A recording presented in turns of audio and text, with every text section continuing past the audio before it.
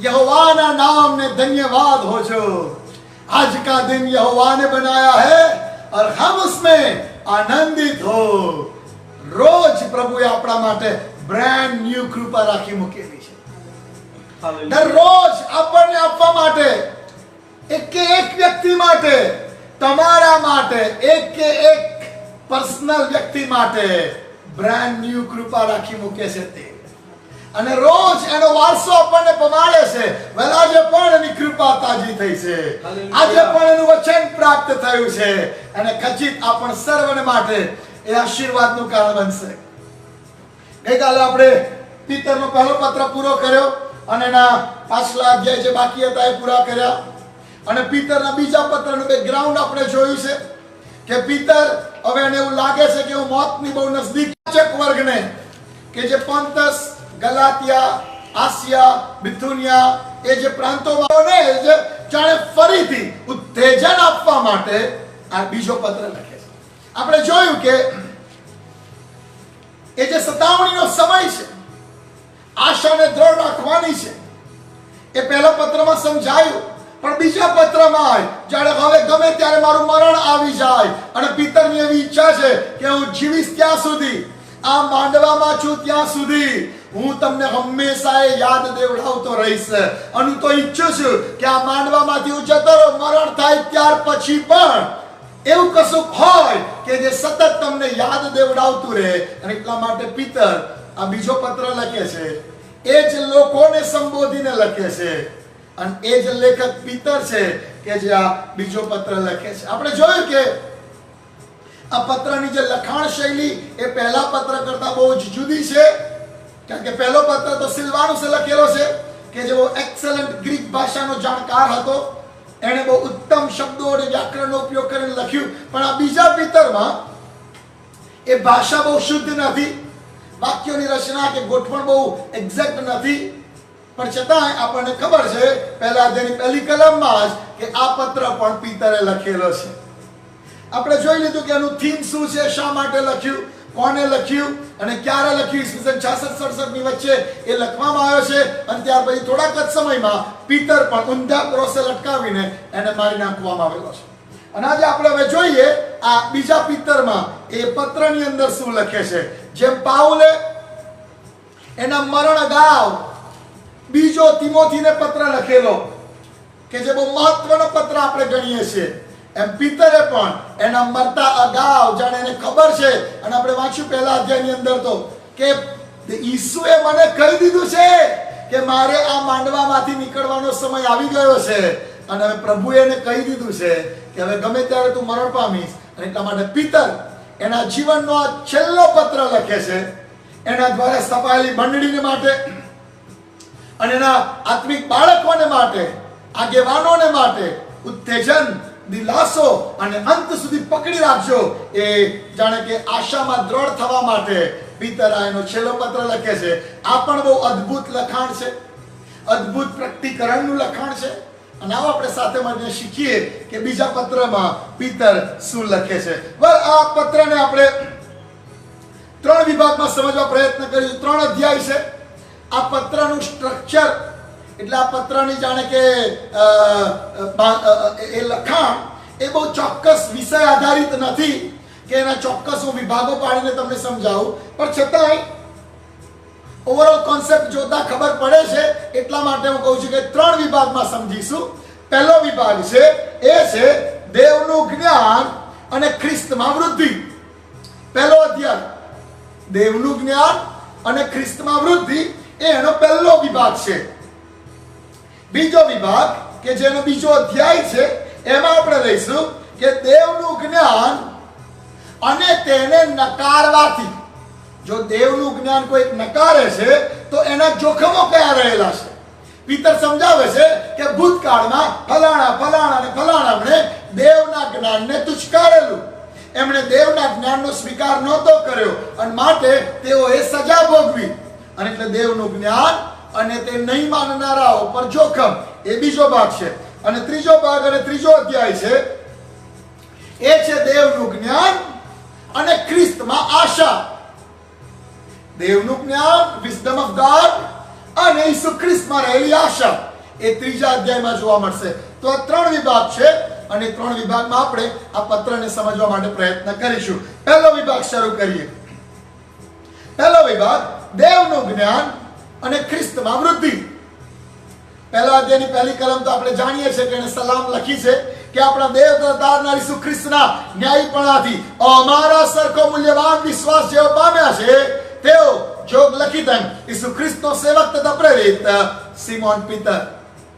Okay, બીજી કલમમાં શરૂઆત જ આ રીતે કરે છે કે દેવને ઓળખવાથી કયા આશીર્વાદો છે. અને આ બહુ મૂલ્યવાન કલમ છે. આપણે વાંચીએ બીજી કલમ. દેવને તથા આપણા પ્રભુ ઈસુને ઓળખવાથી તમારા પર કૃપા તથા શાંતિ થાવ. કૃપા અને શાંતિ દેવની ઓળખ પામવાથી મળે છે.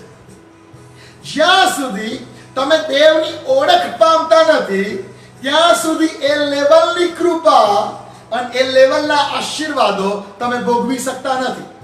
બાઇબલ કહે છે તમે જેવા દેવને ભજો છો એવા તમે થાવ છો. તમે નાના દેવને ભજો છો તો તમારી વિચારધારા નાની જ હશે.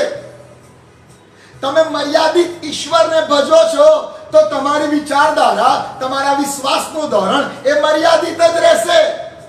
પણ તમે વિશાળ અમર્યાદ પરમેશ્વરને ભજો છો તો તમારી વિચારધારા, તમારો વિશ્વાસ અને તમારા પરની કૃપા એ જ લેવલમાં થશે. કેવા ઈશ્વરને તમે ઓળખો છો, આ બહુ ગજબનું પ્રકટીકરણ છે.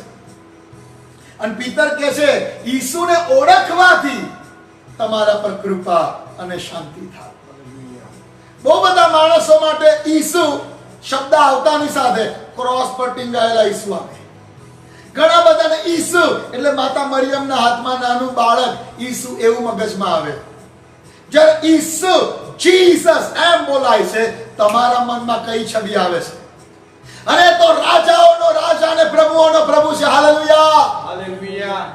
એ સર્વોપરી દેવ, સનાતન પરમેશ્વર, ઉચ્ચ અને ઉન્નત રાજ્યાસન પર બેઠેલો, હાલેલુયા. એની સરખામણી બીજા કોઈની સાથે ના કરી આમેન, શકાય. આમેન. એની ઓળખ તમારામાં જેવી છે ને એવો તમારો વિશ્વાસ હશે, એવી તમે કૃપા પામશો, એવા તમે આશીર્વાદો પામશો. Praise the lord. જ્યારે નામાન કોઢિયાને અરામના રાજાએ મોકલ્યો કે જા ઇઝરાયલમાં જા, કે પેલી છોકરી બોલી ગઈ છે કે અમારા પ્રબોધક પાસે, સમરૂનના પ્રબોધક પાસે એને મોકલો તો એનો કોડ મટાડે. અને જ્યારે નામાન કોઢિયો જાય છે, ઇઝરાયલનો રાજા વસ્ત્રો ફાડે છે, રડવા બેસે છે. Praise the lord. પેલી નાની છોકરીના વિશ્વાસને માટે, એક નાની છોકરી છે, ગુલામ છે, અત્યારે એને મમ્મી પપ્પા યાદ આવવા જોઈએ, રડતી હોવી જોઈએ, એની જગ્યાએ એ દેવને ઓળખે છે. હાલેલુયા. ઇસ્રાયેલનો દેવ કોણ છે એ નાની છોકરીને ખબર છે. આમેન. અને ઇસ્રાયેલના દેવનો પ્રબોધક કોણ છે એ નાની છોકરીને ખબર છે. એટલે પરદેશમાં મા બાપને યાદ કરીને રડતી જોવા નથી મળતી, રોદડા રડતી જોવા નથી મળતી, વિશ્વાસથી બોલતી જોવા મળે છે કે મારા સેનાપતિ ધણીને કોઈ સમરૂનના પ્રબોધક પાસે લઈ જાય તો એ સાજો થઈ જાય. નાની છોકરી દેવ, મોટા દેવને ઓળખે છે. એના માટે દેવની મહાનતા એને ઓળખ મળેલી છે અને માટે રડતી નથી, સુવાર્તા પ્રગટ કરે છે. અને ઇસ્રાયેલનો રાજા ઇસ્રાયેલના દેવને ઓળખતો નથી કે એ કેટલો મહાન છે, માટે એ વસ્ત્રો ફાડે છે. ડિફરન્ટ છે. કેવા દેવને તમે ઓળખો છો એવી કૃપાનો અનુભવ તમે કરશો. કેવા દેવને તમે ઓળખો છો એવા આશીર્વાદોનો અનુભવ તમે કરશો. Know your God. તમારા દેવને ઓળખો અને આશીર્વાદિત થાઓ. પીતર કહે છે તેને ઓળખવાથી કૃપા અને શાંતિ પામશો. આમેન. ત્રીજી કલમમાં કહે છે એ દેવે સગળા ભક્તિભાવ અને જીવનને લગતા વાના આપ્યા જ છે.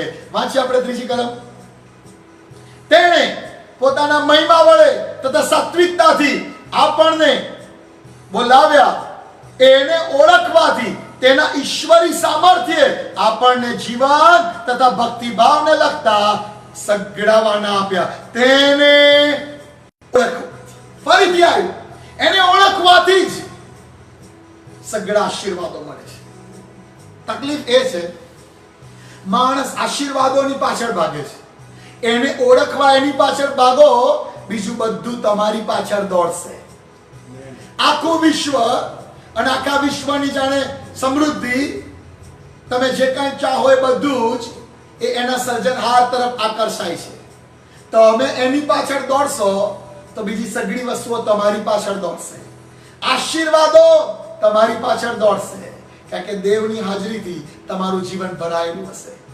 એને ઓળખવાથી જીવન અને ભક્તિ ભાવને લગતા સઘળાવાના મળે છે. સઘળાવાના, કશું જ બાકી નહીં રહે. આમેન. ક્યારે તમે એને ઓળખશો, સઘળું તમારા માટે છે. આમેન. અને એટલે તો ઈસુએ કહ્યું કે તમે પહેલા તેના રાજ્યને અને એના ન્યાયીપણાને શોધો. પહેલા એને શોધો, એને ઓળખી લો, બીજું બધું તમને મળી જશે. હવે ચોથી કલમમાં લખ્યું છે કે પ્રભુએ આપણને બહુ મોટા વચનો આપ્યા છે. અજાયબ જેવા વચનો આપ્યા છે. વાંચીએ ચોથી કલમમાં શું લખ્યું છે.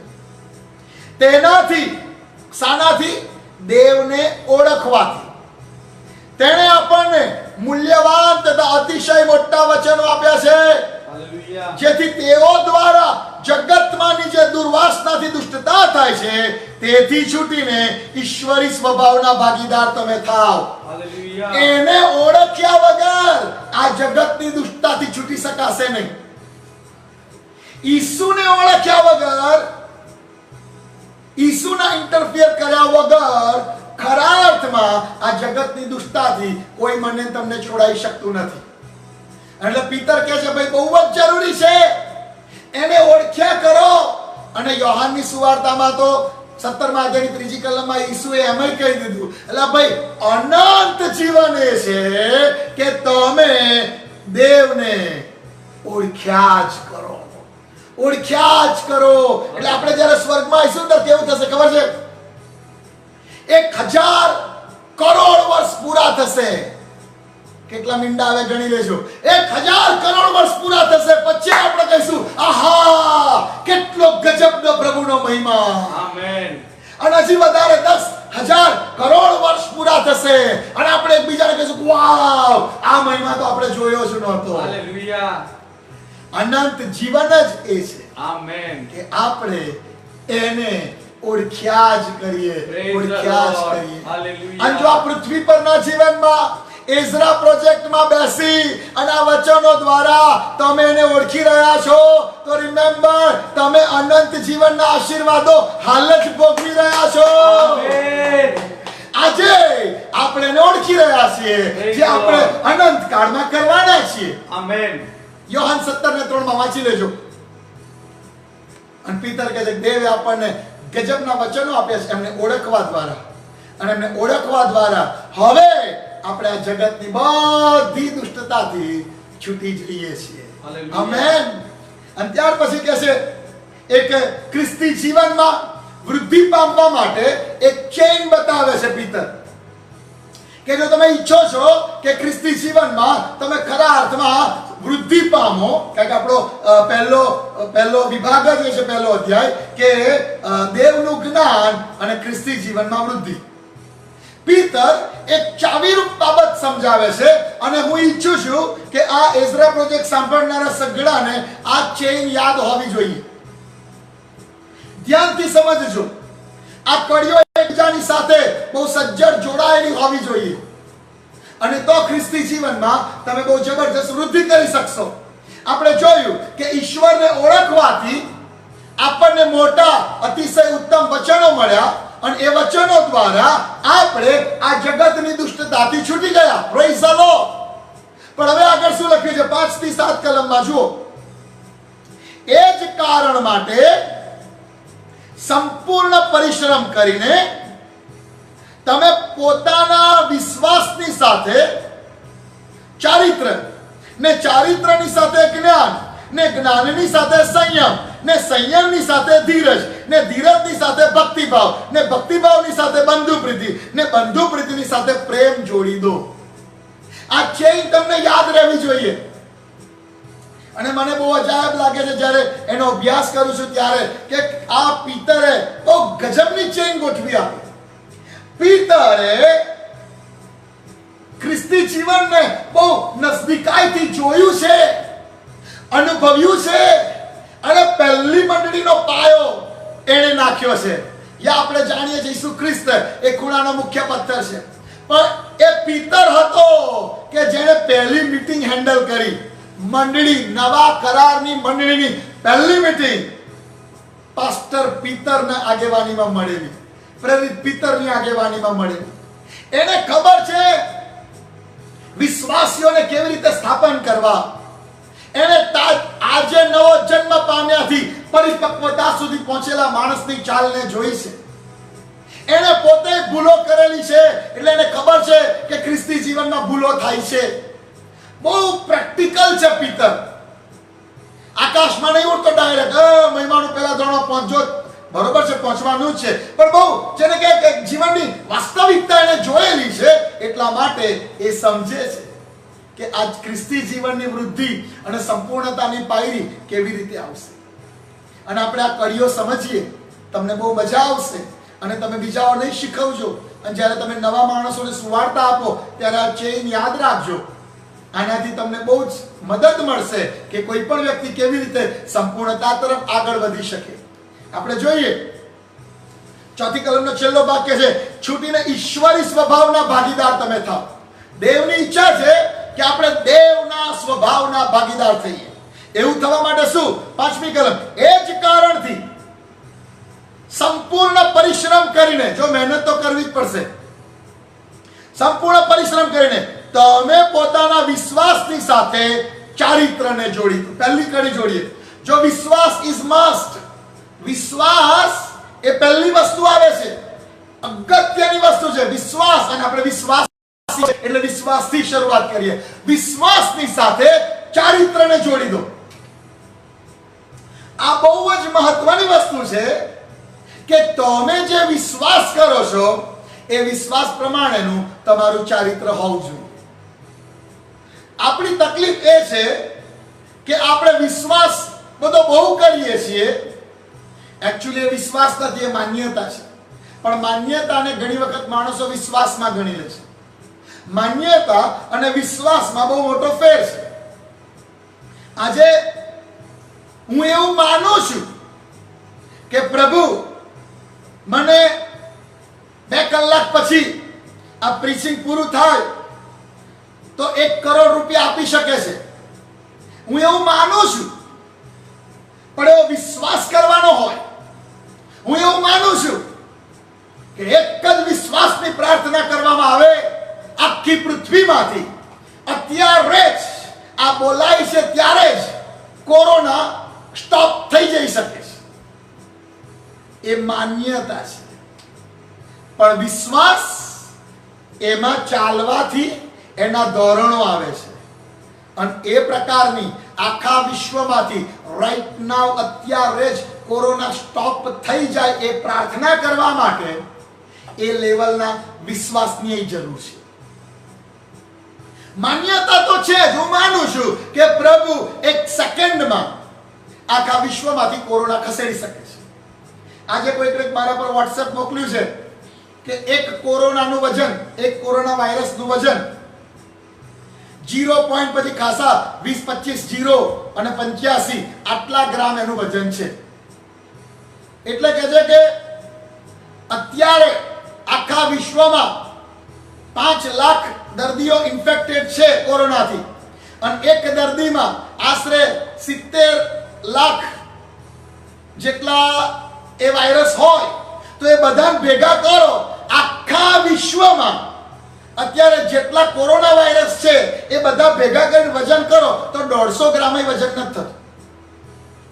આખા વિશ્વમાં એક માણસમાં 70,000 કે 70 લાખ લખ્યું છે, ભૂલી ગયો, પણ એટલા વાયરસ હોય છે તો એ ઇન્ફેક્ટેડ ગણાય. એ બધા આખા વિશ્વના વાયરસ ભેગા કરો 150 ગ્રામ નથી થતું. તમે વિચાર કરો, 150 ગ્રામ વાયરસ આખી પૃથ્વીને લઈ નાખે છે. પ્રભુ માટે કશું જ અશક્ય નથી. સો રિમેમ્બર, વિશ્વાસ અલગ બાબત છે, માન્યતા અલગ બાબત છે. અને વિશ્વાસનું ધોરણ હોય છે. એ ધોરણ જ્યારે તમે ઈશ્વર પરાયણતાની કસરત કરો છો ત્યારે એ વધતું જાય છે. એ વધતું જાય છે. તમે પહેલા 100 રૂપિયાનો વિશ્વાસ કર્યો હોય અને એ તમને મળ્યા હોય તો તમે કાલે 500 નો વિશ્વાસ કરી શકશો, અને તો કાલે તમે 10,000 નો વિશ્વાસ કરી શકશો, અને 1 લાખ નો કરી શકશો, અને 1 કરોડ નો વિશ્વાસ કરી શકશો. પણ એ વિશ્વાસમાં તમારે ચાલવું પડે છે.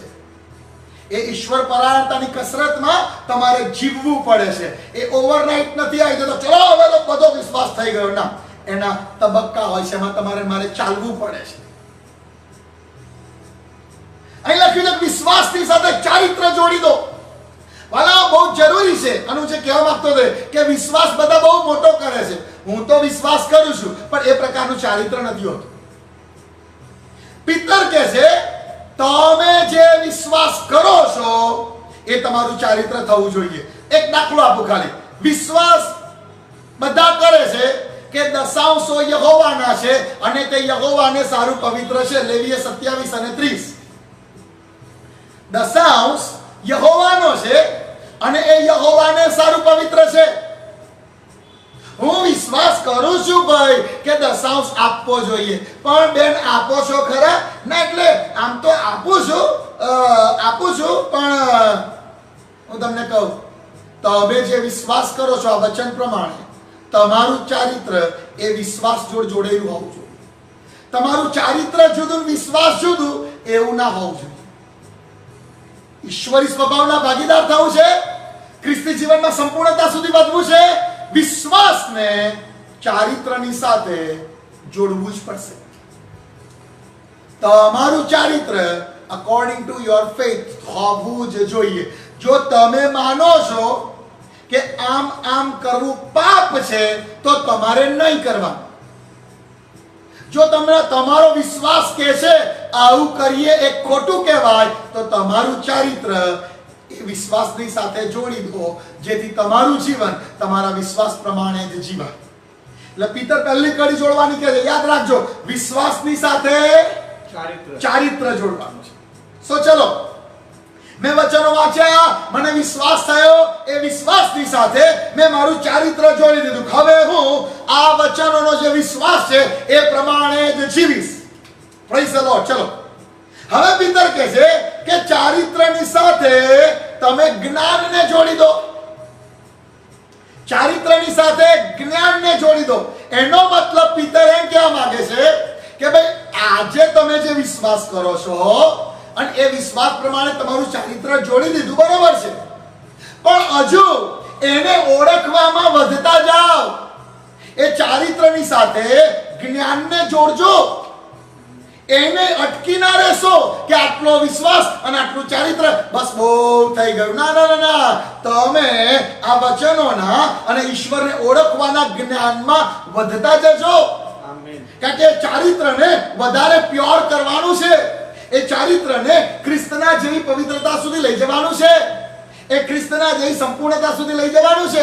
એટલે વિશ્વાસની સાથે ચારિત્ર જોડ્યું, બરોબર છે, પણ એ ચારિત્રમાં સતત દેવનું જ્ઞાન ઉમેરાતું જાય એ બહુ જરૂરી છે. ધારો કે હું તમને દાખલો આપીને સમજાવું. આ માત્ર દાખલો છે, પણ માનો કે કોઈ એક ભાઈ નવો જન્મ પામ્યો.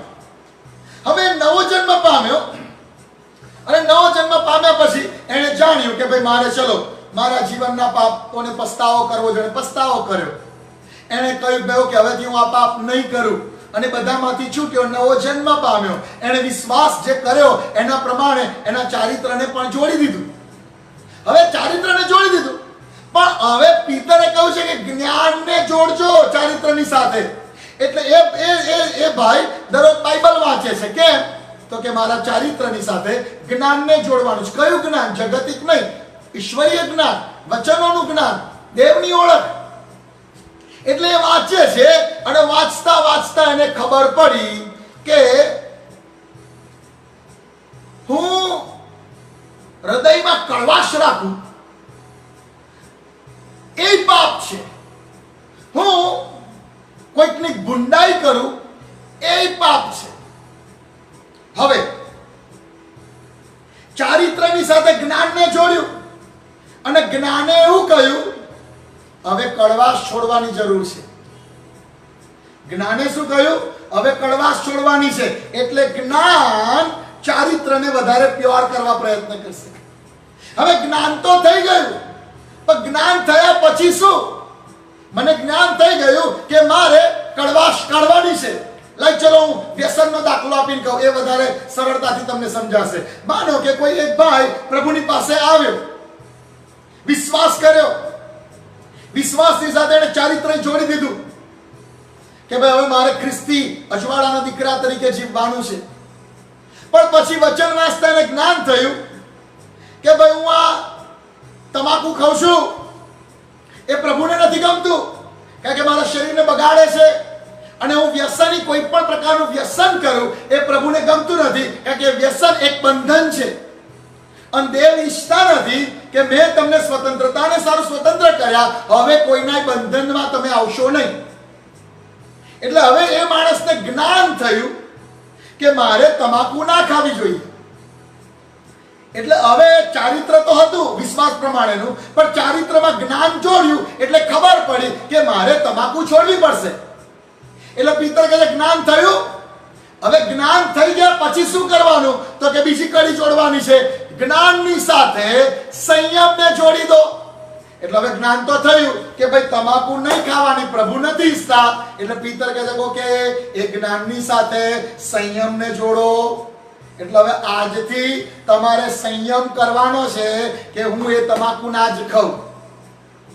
આજથી મારે મારા શરીરને, મારા મનને, મારી લાગણીઓને એ સંયમમાં લાવવાની જરૂર છે. ઈસુ ખ્રિસ્તની અધીનતામાં લાવવાની જરૂર છે કે એ સંયમ આવે કે હું તે પાપ ના કરું. અને એટલા માટે એ જ્ઞાનની જોડે સંયમ જોડવો પડશે.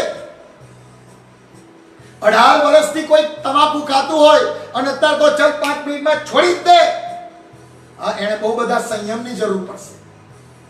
એ સંયમ વગર પોતાને જ્યાં સુધી સેલ્ફ કંટ્રોલ નહીં કરે ત્યાં સુધી એ તમાકુને છોડી નહીં શકે.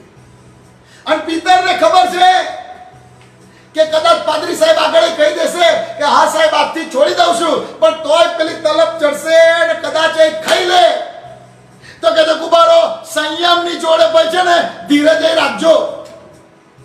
એવું ના કહેજો રાઈટ ના વતારે જ, ભાઈ ધીરજ રાખજો. એ સંયમની સાથે તમારે ધીરજ જોડવી પડશે. કારણ કે કદાચ કોઈ પડઘી રહેનાર પાપ, કદાચ કોઈ એવો સ્વભાવ નવો જન્મ પામ્યા પછી હજી છૂટ્યો નથી, તો ભાઈ તમારે ધીરજ રાખજો. રાતોરાત ફેરફાર ના આવે તો કાંઈ ચિંતા નથી, ના હિંમત ના થશો. અને આગેવાનો તમે ધીરજ રાખજો. કેમ? કારણ કે વિશ્વાસની સાથે ચારિત્રને જોડ્યું. એ ચારિત્ર વધારે પ્યોર થાય માટે જ્ઞાનને જોડ્યું. એ જ્ઞાન મળ્યું એટલે સંયમને જોડી દીધો. અને સંયમને જોડ્યો ત્યારે ધીરજની જરૂર પડી, કારણ કે તરત નહીં છૂટતું. તો કે ધીરજ રાખજો. અને ધીરજ રાખો એ દરમિયાન શું કરજો? તો કે ધીરજને ભક્તિભાવની સાથે જોડી દો. હાલેલુયા. એટલે તમાકુ છૂટતી નથી, પણ સંયમ કરતા કરતા સતત ભક્તિભાવમાં રહો. એ ભક્તિભાવ તમને વધારે સંયમમાં લઈ જશે અને તમે છોડી શકશો. હાલેલુયા. એટલે સંયમ રાખી રહ્યા છો અને નથી જ છૂટતું, પણ એટલે તમે ધીરજ રાખી છે કે કઈ નહીં, આ અઠવાડિયું કે 15 દિવસ ઓછું ધીરજ રાખું છું, ના છૂટશે જ. અરે 3 દિવસ નતું ખાધું, એકવાર ખવાઈ ગયું, પછી અઠવાડિયું ના ખાધું, ફરી એકવાર ખવાય, હજુ ધીરજ રાખવા દો. પણ એ ધીરજના સમય દરમિયાન સતત ભક્તિભાવમાં રહો. ઓ સ્તુતિ આરાધનામાં રહો, સંગતમાં રહો, કારણ કે ભક્તિભાવ તમને સંયમનું બળ પૂરું પાડશે. અને પછી કહે ભક્તિભાવ કરો, ત્યાર પાછા ઉભા રહો. ઈસુનું વાક્ય મને યાદ આવ્યું કે જો તું તારું અર્પણ લઈને વેદી પાસે આવે અને તને યાદ આવે કે તારા ભાઈને તારી વિરુદ્ધ કશુંક છે, તો ભાઈ અર્પણ પહેલા અહીં મૂકી દે, પહેલા ચોખ્ખું કર અને પછી આય. એટલે કે આવ બરોબર ભક્તિભાવની જોડે બંધુ પ્રીતિ જોઈશે.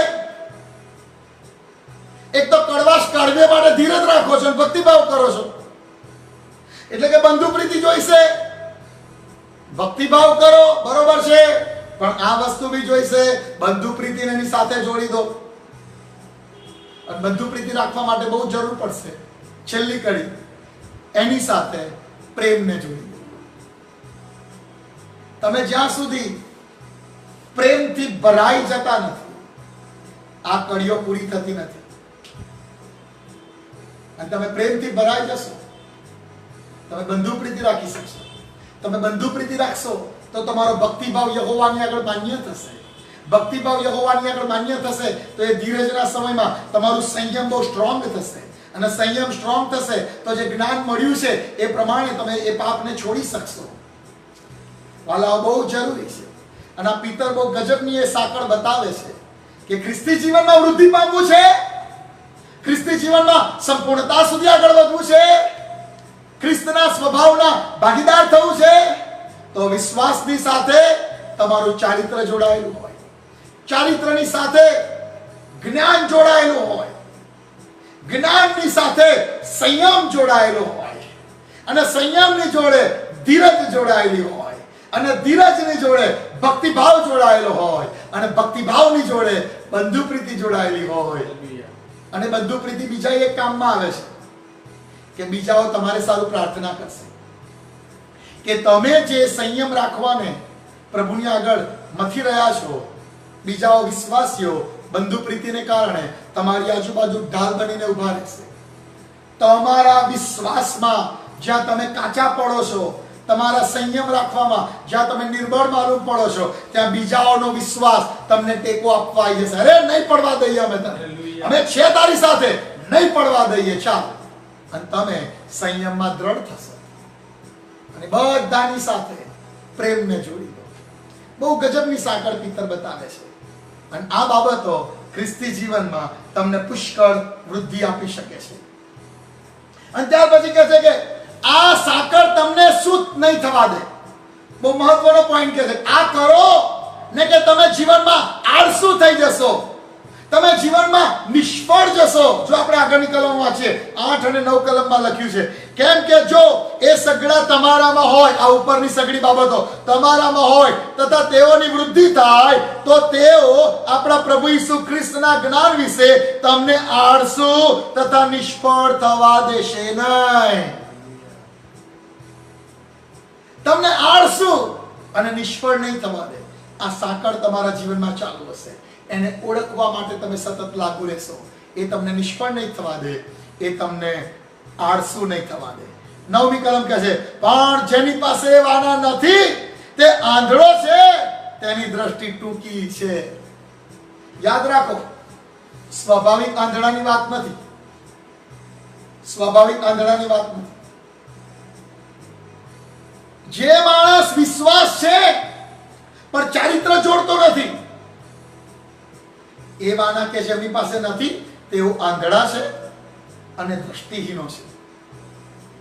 ઈસુ જ્યારે સભા સ્થાનમાં યશાયા પ્રબોધકનું પુસ્તક વાંચવા ઊભા થાય છે, અને જ્યારે વાંચે છે, આંધળાઓને દ્રષ્ટિ પામવાનું જાહેર કરવાને હું આવ્યો છું.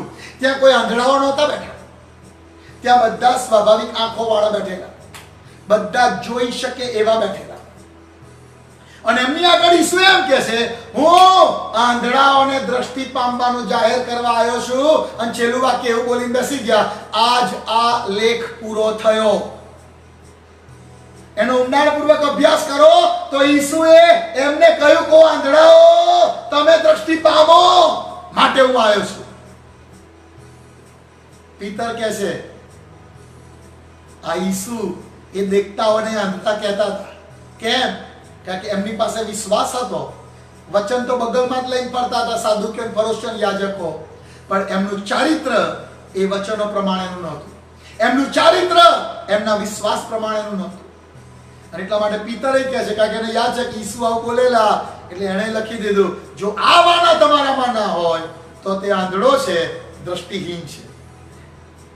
ત્યાર પછી 10 અને 11 કલમની અંદર તેડા પ્રમાણેના કામ તમને રાજ્યમાં પ્રવેશ અપાવે છે. આ એક બહુ મહત્વનો મુદ્દો છે. તેડા પ્રમાણે કામ કરવાથી રાજ્યનો વારસો મળે છે. આ દિવસોમાં તકલીફ એવી છે એક જુવાન કે જેના પર બહુ સારું સુવાર્તિકનું અનોઇન્ટિંગ અને સુવાર્તાના કામમાં બહુ શ્રેષ્ઠ કરી શકે એમ, પણ એના મગજમાં કોઈક રીતે બેસી ગયું, તો મંડળી પહેલું સ્થાન તો પ્રેરિતનું જ ને, એટલે હું પ્રેરિત બનવું. ઓ ભાઈ, તું સુવાર્તિક છું, તારા સુવાર્તાના કામમાં મંડ્યો રે, યહોવા તને ફળીભૂત કરશે અને આશીર્વાદિત કરશે. તો કે ના, મારે પ્રેરિત બનવું છે, કે પહેલો નંબર તો હું જ બનું. કે મંડળીમાં લખ્યું છે પ્રથમ પ્રેરિતોને કે પીતર કહે છે ભાઈ તેડા પ્રમાણેના કામ કરો અને આકાશના રાજ્યના વારસદારો બનો. આજે બહુ બધા જુવાનો અને માણસો એમના અભિષેકમાંથી ખસી જાય છે, કારણ કે એમને પોતાના તેડા પ્રમાણે નથી ચાલવું, પણ આંખોએ જે બહુ જગારા મારતું અને મહિમાવંતું દેખાય છે એ તેડામાં ચાલવું છે. તેડું માણસ પોતે નક્કી નથી કરતો, દેવ એને એ તેડા સાથે મોકલે છે. અને કોઈ તેડું એ નાનું નથી, તેડું એ તેડું જ છે જે દેવ તરફથી અપાયું છે, દેવ તરફથી સોંપાયેલી રિસ્પોન્સિબિલિટી છે. કોઈ તેડું નાનું નથી અને કોઈ સ્થાન પહેલું બીજું ત્રીજું નથી દેવની આગળ. એમ તો ઘરમાં પુરુષને જવાબદારી સોંપી છે, સ્ત્રીને સહાયકારી કહી છે, બાળકોને અધીન રહેવાનું કહેવામાં આવ્યું છે. દેવે ગોઠવેલો ક્રમ છે.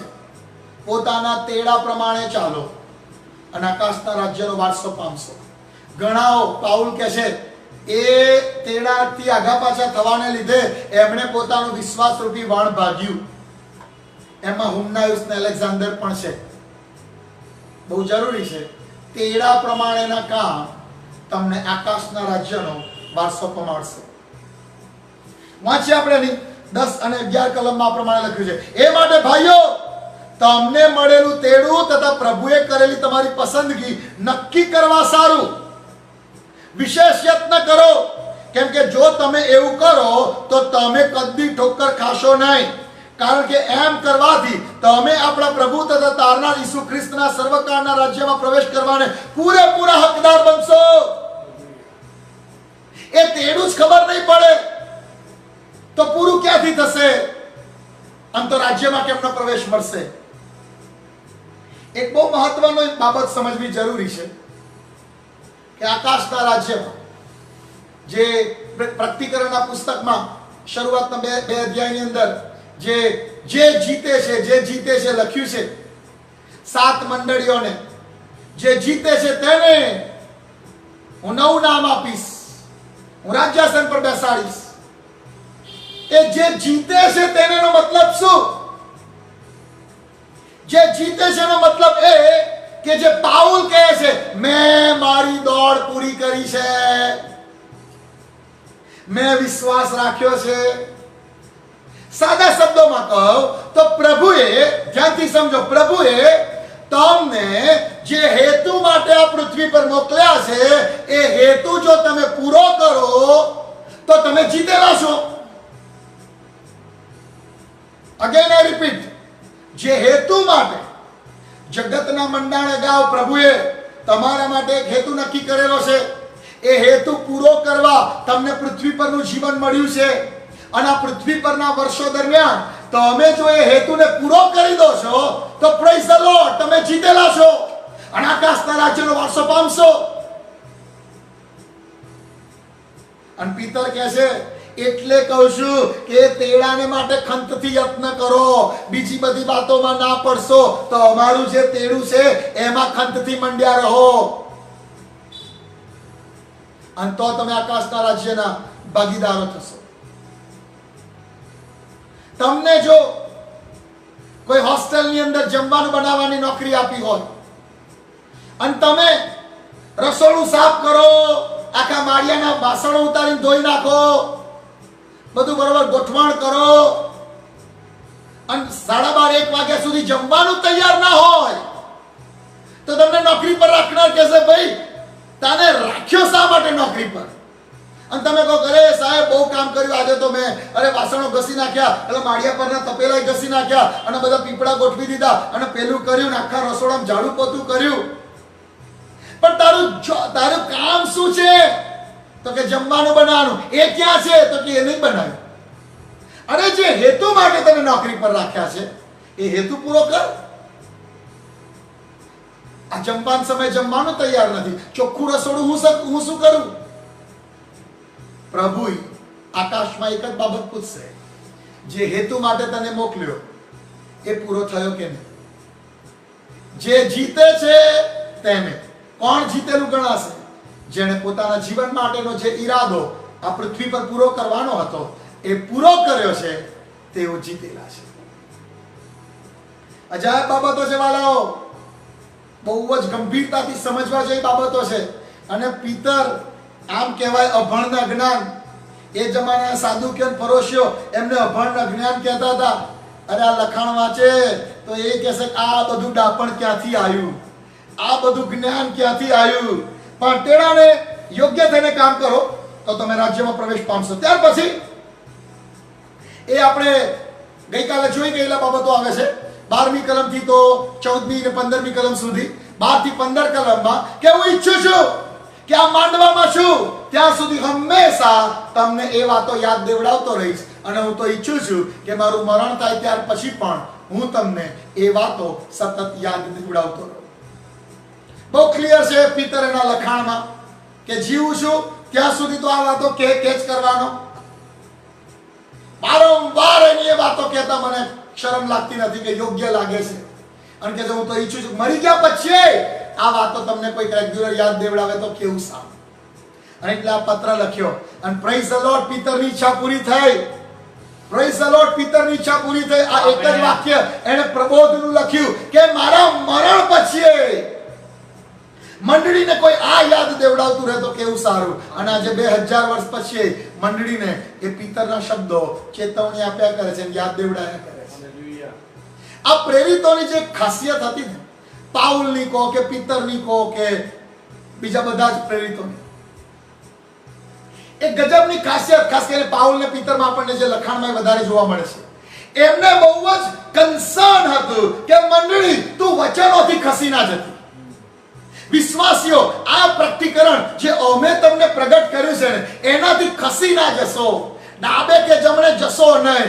બધા બહુ ઊભા થયા છે વાંકું શિક્ષણ લઈને આવેલા, બધા બહુ ઊભા થયા છે એ ખ્રિસ્તના મહિમાને કે ઈરાદાને નહીં સમજનારા અને જુદે માર્ગે લઈ જનારા.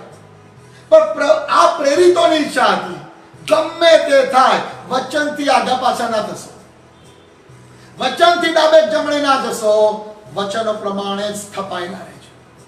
હાલેલુયા. અને એટલે પિતરની ઈચ્છા પ્રભુએ પૂરી કરી દીધી.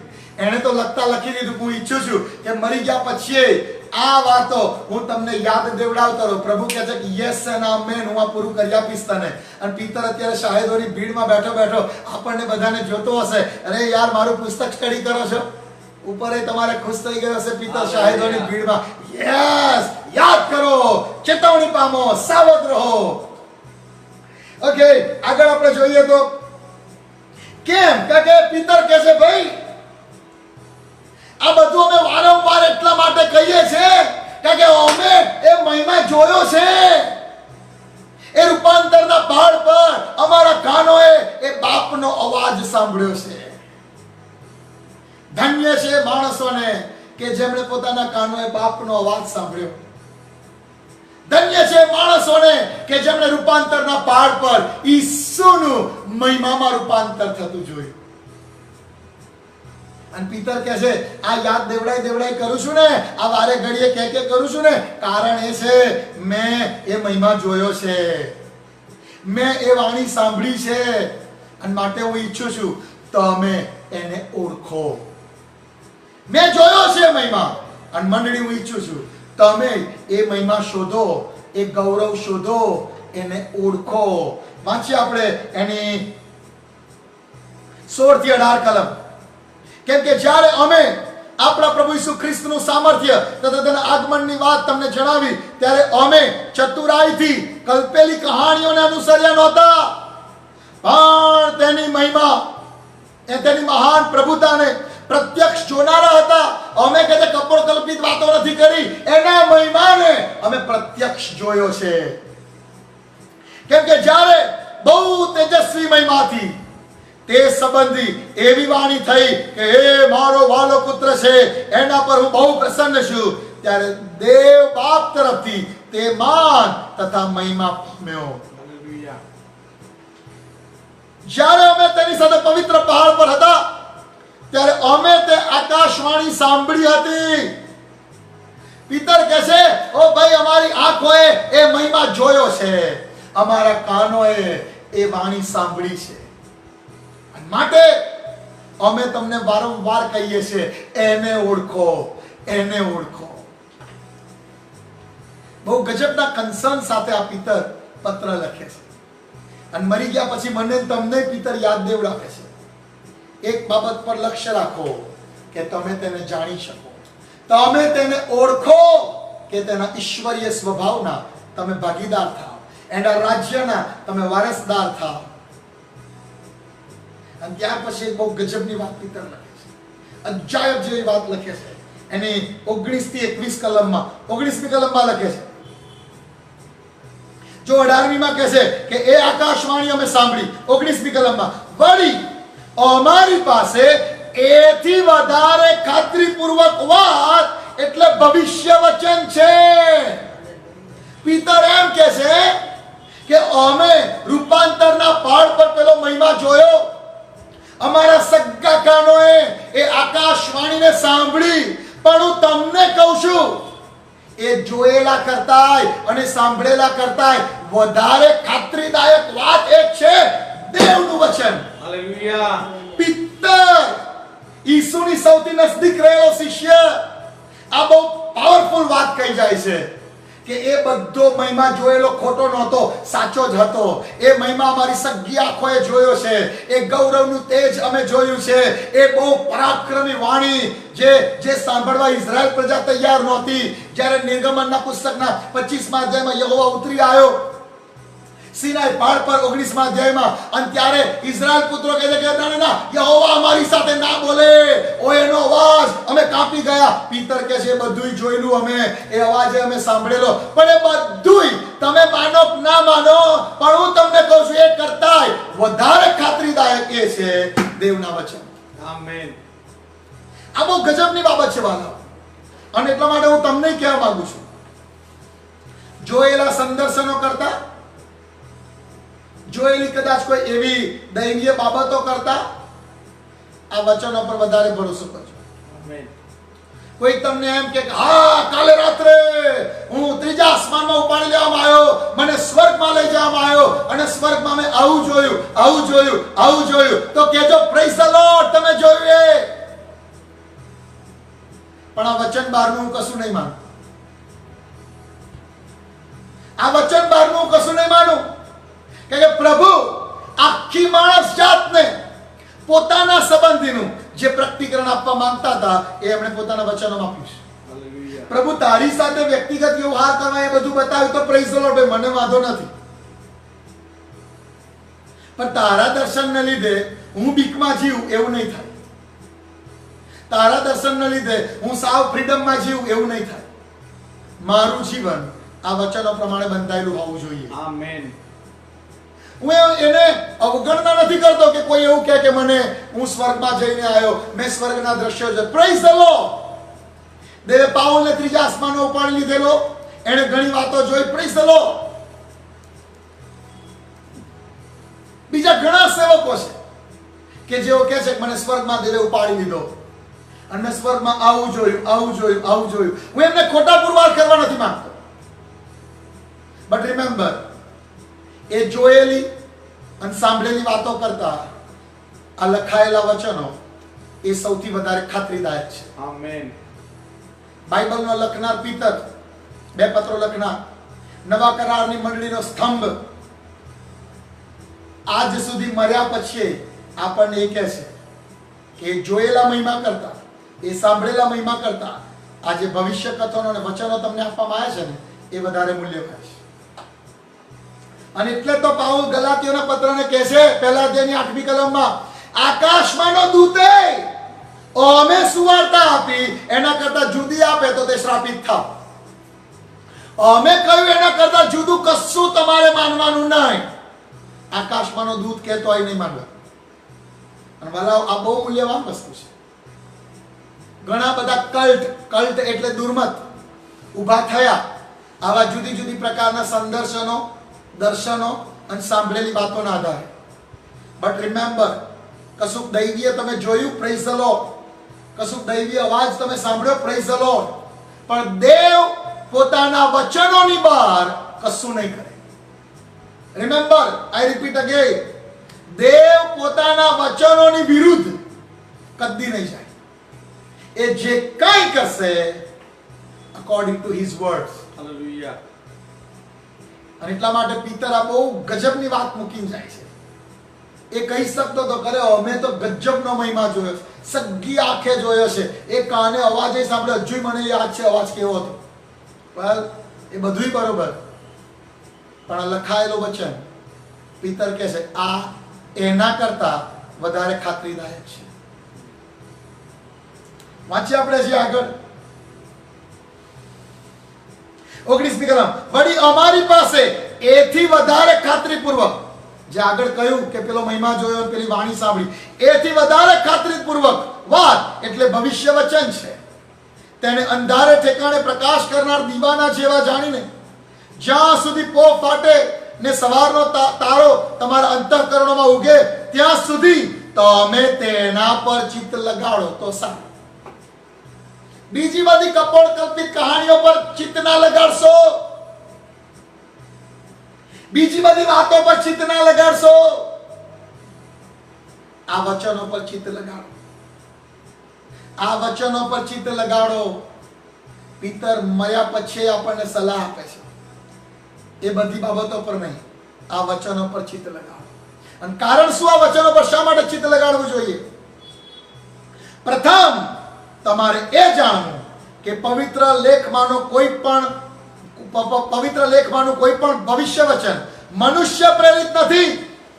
કેમ કે ભવિષ્ય વચન માણસની ઈચ્છા પ્રમાણે કદી આવ્યું નથી, પણ પવિત્ર આત્માની પ્રેરણાથી માણસો દેવના વચનો બોલ્યા. Hallelujah. બહુ ક્લિયર છે. બાઇબલ પોતાના માટે આ સાક્ષી આપે છે કે આ લખાયેલા વચનો એક પણ માણસની ઈચ્છા પ્રમાણે આયા નથી. આપણે પેલું કરંથીઓને પત્ર જોઈ રહેલા ત્યારે કલમ આવેલી, પાઉલ પેલી કુંવારીઓ વિશે લખે છે કે ભાઈ કુંવારીઓ વિશે પ્રભુ તરફથી મને કોઈ વચન મળ્યું નથી. અને આપણને પ્રશ્ન એ થાય તો બાઇબલનો આટલો ભાગ કેનોન સ્ક્રિપ્ચર એટલે પવિત્ર આત્માની પ્રેરણાનું લખાણ ગણવું કે નહીં? કારણ કે પાઉલ પ્રેરિત પોતે એમ કહી દે છે કે કુંવારીઓ વિશે પ્રભુ તરફથી મને કોઈ આજ્ઞા મળી નથી. અને પછી એક ફકરો લખે છે. તો એટલો ફકરો એ પોતે એમ કહે છે કે પવિત્ર આત્માએ મને કોઈ પ્રેરણા આપી નથી. પાઉલને ના ખબર પડે એવી નહોતી. પાઉલને ખબર તો પડી જ જાય કે પવિત્ર આત્મા તરફથી મને પ્રેરણા છે, અને હું લખું છું. એ પોતે એમ કહે છે પવિત્ર આત્માએ મને કોઈ પ્રેરણા આપી નથી, પણ હું મારી પરિપક્વતા મારા ડાપણથી લખું છું કુંવારીઓ વિશે આમ આમ આમ આમ આમ. અને એ ભાગ બાઇબલમાં છે. પણ હું તમને કહું, પિતરનું આ લખાણ આખા બાઇબલને ઉત્પત્તિના પહેલા અધ્યાયની પહેલી કલમથી તો પ્રકટીકરણના 22મા અધ્યાયની છેલ્લી કલમ સુધી ઈશ્વરનું વચન છે એ સાબિત કરે છે. Amen. હાલેલુયા. Hallelujah. આનો તમને સલાહ આપવા માંગુ છું. જ્યારે દેવના વચન વાંચો ને ત્યારે દ્રષ્ટિકોણ ઈસુના જેવો રાખવાનો. ઈસુ જ્યારે આ પૃથ્વી પર આવ્યા ત્યારે જૂનો કરાર બાઇબલ હતું. ઈસુએ એ જૂના કરારને બાઇબલ તરીકે સ્વીકારી લીધેલું કે આ દેવનું વચન છે. ઈસુએ એની ભૂલો કાઢી નથી. એ તો બધી ભૂલો કાઢી શકે એવા હતા લેખકોની. પણ ઈસુ એ જૂના કરારને પવિત્ર આત્માની પ્રેરણાથી લખાયેલા લખાણ તરીકે એમના જીવન દરમિયાન સ્વીકારતા જોવા મળે છે. સો ઈસુ જ્યારે આવ્યા ત્યારે એમના સમયનો જે જૂનો કરાર બાઇબલ હતું, ઈસુએ વિધાઉટ એની ઓબ્જેક્શન કે લાપા યુના 3 દિવસ માખલીન પેટમાં કેમનો જીવ્યો હશે, ઈસુએ પ્રશ્ન નહીં કર્યો. એટલે હું નથી કરતો, એણે આખા જૂના કરારને દેવના વચન તરીકે સ્વીકાર્યું. આપણે સ્વીકારવાનું છે. પ્રેરિતોએ જૂના કરારને દેવના વચન તરીકે સ્વીકાર્યું. પહેલા 5 પુસ્તક મૂસાએ લખ્યા. જેવો યહોશુઆ આગેવાન બન્યો, દેવે કહ્યું એ નિયમ શાસ્ત્ર તારા મોંમાંથી જાય ને એનો મતલબ એ 5 પુસ્તક તારું બાઇબલ છે, સ્વીકારી જ લે. મૂસાની ભૂલ શોધવા બેસીસ નહીં. એ 5 પુસ્તક તારું બાઇબલ. એટલે યહોશુઆએ ભૂલો નહોતી કાઢવાની, સીધું 5 પુસ્તક લેવાના હતા. આ રહ્યું મારું બાઇબલ. એમ પુસ્તકો જોડાતા ગયા. એનો કોઈ ઇતિહાસ છે. પુસ્તકો જોડાતા ગયા. માલાખીએ આમેન થઈ ગયું. માલાખીએ એ જૂનો કરાર પૂરો થયો. 400 વર્ષનો શાંત સમયગાળો. દેવ એક પણ શબ્દ ના બોલ્યા અને સીધું બોલ્યા યોહાન બાપ્તિસ્મા મારફતે. યોહાને, ઈસુએ, પ્રેરિતોએ જૂના કરાર આખાને દેવના શબ્દ તરીકે સ્વીકારી લીધેલો. તેઓ ભૂલો કાઢવા નહોતા બેઠા. એમ આપણે જ્યારે આ વચનો વાંચીએ છીએ, આપણે એની ભૂલો કાઢવા બેસતા નથી. હા, ભાષાંતરમાં કોઈ મિસ્ટેક હોય જુદી વસ્તુ છે કે ભાઈ આ ભાષાંતરની ભૂલ છે, આ શબ્દ નહીં પેલો શબ્દ આવવો જોઈએ. પણ દેવનું જે વચન છે એના સત્યને તો આપણે વિશ્વાસથી સ્વીકારી લઈએ છીએ. દેવના સેવક બિલી ગ્રેહામે પ્રમાણે કહેલું કે બાઇબલમાં તો એવું લખ્યું છે. જ્યારે કોઈ એમને પ્રશ્ન પૂછ્યો તો અમને આ બધું સાચું લાગે છે કે આ યુના 3 દિવસ માછલી પેટમાં જીવતો રહ્યો હશે. વેલ માછલી પાણીના કેટલા મીટર નીચે તરતી હોય, એટલું દબાણ તો માણસનું મગજ સહન ના કરી શકે. એની મગજની નસો ફાટી જાય. અને માછલીના પેટમાં એ કેટલું ગરમ હશે ને પાચક દ્રવ્યો એ કેટલા એસિડિક હશે, એ પચી જ જવો જોઈએ 24 કલાકમાં. તો એ 3 દિવસ કેમ ન જીવતો રહ્યો? અને બિલી ગ્રાહમ સાહેબે જવાબ આપેલો કે અરે બાઇબલમાં તો એવું લખ્યું છે કે માછલી યુનાને ગળી ગઈ. એવું લખ્યું હોત કે યુના એના કરતા 200 ગણી મોટી માછલીને ગળી ગયો અને માછલી યુનાના પેટમાં 3 દિવસ રહી, તો હું તો માની. કારણ કે આમાં લખેલું છે. હાલેલુયા. વાલાઓ યાદ રાખો, દેવનું વચન એ જ દ્રષ્ટિકોણથી લો જેવું ઈસુએ લીધેલું, જેવું પ્રેરિતોએ લીધેલું, જેવું યહોશુઆએ લીધેલું. અને પિતર કહી દે છે એ જોયેલા સંદર્શનો કરતા, એ સાંભળેલી વાતો કરતા વધારે ખાતરીપૂર્વકની વાત એ છે આ લખાયેલા ભવિષ્ય કરતા, આ લખાયેલા વચનો, આ વચનો એના પર તમે ઉભા રહેજો. અગેન આઈ રિપીટ, કોઈ તમને એમ કે મેં તો દૂતને જોયો હો, મને કાલે ઈસુ દેખાયા, મને બહુ બધાએ આવું કહ્યું છે. એ દિવસે રાતે સાહેબ છે ને ખરેખર દૂત આવેલો. સાહેબ સાચું કહું છું, અજવાળું થઈ ગયેલું, ખરેખર દૂત આવેલો. પણ ભાઈ મને તારા જીવનમાં દેખાતું નહીં. ખરેખર દૂત આવ્યો તો મને તારા જીવનમાં એ ચારિત્ર દેખાતું નથી, એ ધોરણ દેખાતું નથી. હું કેમ ન માનું?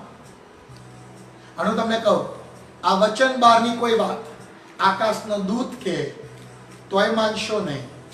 પ્રભુ બધું જ એના વચન પ્રમાણે કરવાને કરારથી બંધાયેલા છે. દેવ જે કંઈ કરશે અકોર્ડિંગ ટુ હિઝ વર્ડ. દેવનું વચન અને દેવ સિક્કાની બે બાજુ જેવું છે, એ કદી વિખૂટા પડશે નહીં.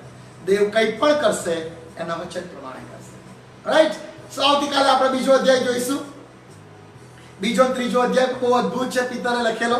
તમે એને વાંચી લઈ શકશો આવતીકાલે. એટલીસ્ટ આપણે ક્લાસમાં મળીએ પહેલા તો વધારે સરળતાથી સમજી શકાશે. પ્રભુ આ વચનો સમજવાને તમને પુષ્કળ કૃપા આપે. વેલ, આ સમયોની અંદર બસ હવે લોકડાઉન પૂરું થવાના થોડાક જ દિવસ બાકી છે. હું આશા કરું છું કે તમે પુષ્કળ બાઇબલ વાંચ્યું હશે અને બધા જ વાંચનના સમયો તમારા માટે બહુ આશીર્વાદના કારણ બન્યા હશે. તમે પુષ્કળ પ્રાર્થનાઓ કરી હશે. પણ હું ઈચ્છું છું કે આ લોકડાઉન પૂરું થાય અને મહિમાના બમણા ધોરણમાં, વિશ્વાસના બમણા ધોરણમાં, અનોઇન્ટિંગના બમણા લેવલમાં ઊભા થજો અને દેવનું રાજ્ય આગળ લઈ જજો. એ સિવાય એક બાબત હું ખાસ કહેવા માંગુ છું કે આજે ઇન્ટરનેશનલ નર્સ ડે છે. જેમ માતૃદિન હતો, મધર્સ ડે હતો રવિવારે, એમ આજે નર્સિંગ ડે છે, નર્સ ડે છે. અને એટલા માટે જેટલા પણ ભાઈઓ બહેનો નર્સની સેવામાં લાગેલા છે એ તમને બધાને અમે અભિનંદન કહીએ છીએ. તમારી સેવાઓને યહોવા આશીર્વાદિત કરો. આમેન. અને તમારી પાસે અત્યારે જે રીતે તમે કોરોનાના દર્દીઓની સારવાર કરી રહ્યા છો, ભલા સમૃદ્ધિની પેઠે પોતાનો જીવ જોખમમાં મૂકીને, ધન્ય છે તમારી સેવાને. એનો બદલો યહોવા તમને વાળી આપો. આ લાઈવ વિડીયો જે સાંભળી રહ્યા છે અને જેટલા પણ મંડળીની અંદર નર્સિંગની સેવામાં જોડાયેલા છે અને આખા વિશ્વના એ તમામ નર્સ ભાઈ બહેનોને આપણે અભિનંદન પાઠવીએ છીએ, શુભેચ્છા પાઠવીએ છીએ. વડોદરાથી જસ્ટિન શાહ અને સેલિના અત્યારે બંને પતિ પત્ની કોરોના વોર્ડમાં જોબ કરી રહ્યા છે, ડ્યુટી છે એમની. અને એમણે આજે ખાસ આભાર માન્યો છે કે મંડળી અમારા માટે નિત્ય પ્રાર્થના કરે છે, માટે અમે સુરક્ષિત છીએ. સંગીતા નડિયાદની દીકરી કે એ પણ નર્સ છે, કોરોના વોર્ડમાં એની ડ્યુટી વારંવાર આવે છે, એને માટે પ્રાર્થના કરશો. જયાબેનને માટે પ્રાર્થના કરશો, જયાબેન ડાભી કે જેઓ નર્સ છે. એ સિવાય આપણી સાથે જે સંકળાયેલા છે, પેશિસબેન એ પણ લેબોરેટરીની સેવામાં સંકળાયેલા છે, એમની નોકરી અત્યાર સુધી ચાલુ છે. વેલ, આપણી સંગતના જે નર્સ ભાઈઓ બહેનો છે, તમામ લોકોને અમે શુભેચ્છા પાઠવીએ છીએ. પ્રભુ તમારી સેવાઓને સફળ કરે. અને આ કોરોનાના સમય દરમિયાન તો હું તમને આશીર્વાદ આપું છું કે દેવના ઈસુના લોહીનું કવરિંગ તમારી ચોગરદમ એવું રહે, કોરોના તમને અડે, કોરોના મરી જાય, તમને કાંઈ ના થાય. હાલેલુયા. એવું દેવનું પ્રોટેક્શન કવર તમારા જીવન ઉપર રહે. આમેન.